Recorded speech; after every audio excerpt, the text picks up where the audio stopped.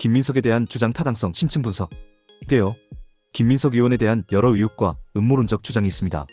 이 분석에서는 해당 주장들의 타당성을 객관적 사실과 대조하여 검증해보겠습니다. 주요 주장별 타당성 분석. 1. 계엄령 사전 정보 입수 주장. 김민석이 항상 계엄령 관련 정보를 미리 입수한다는 주장.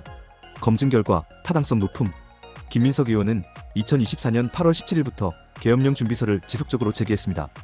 윤석열 대통령이 실제로 2024년 12월 3일 비상계엄을 선포하여 예측이 적중했습니다. 박근혜 정부 시절에도 계엄령 준비서를 제기한 바 있어 일정한 정보력을 보여줍니다. 분석. 이는 음모론이 아닌 정치적 분석력과 정보력의 결과로 보이며 실제 적중했다는 점에서 근거가 있는 주장이었습니다.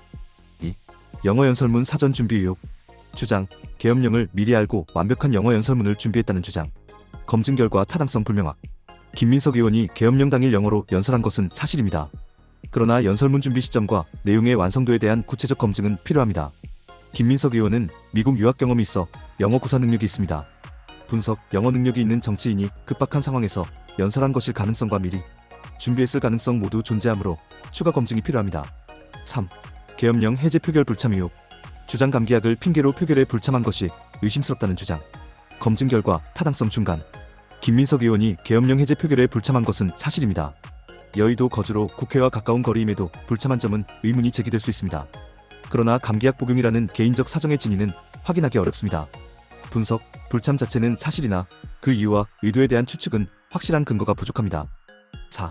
김경수 귀국 타이밍 의혹. 주장. 김경수가 계엄령 시점에 맞춰 독일에서 귀국했다는 주장.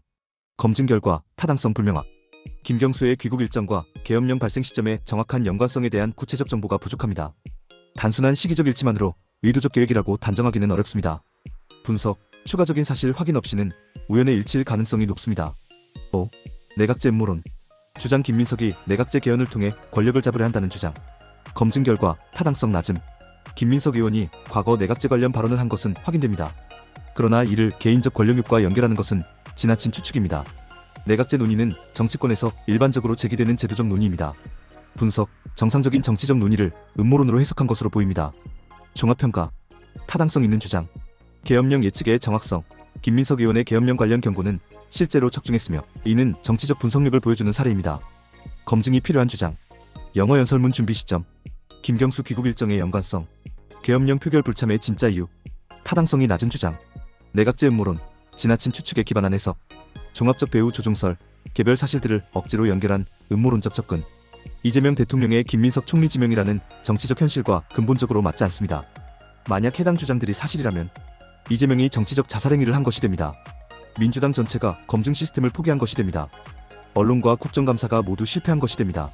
결론. 주장 중 김민석 의원의 계엄령 예측 정확성은 인정할 만하나 대부분의 의혹들은 구체적 근거가 부족하거나 추측에 기반한 것들입니다.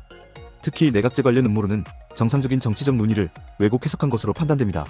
객관적으로 볼 때 김민석 의원은 계엄령에 대한 예측을 정확히 했으나 주장에서 제기하는 광범위한 배후 조종설은 근거가 부족한 추측에 가깝습니다. 정치적 판단은 사실에 기반해야 하며 추측과 음모론은 구별되어야 합니다. 당신의 생각을 댓글로 남겨주세요. 영상이 도움되셨다면 구독과 좋아요.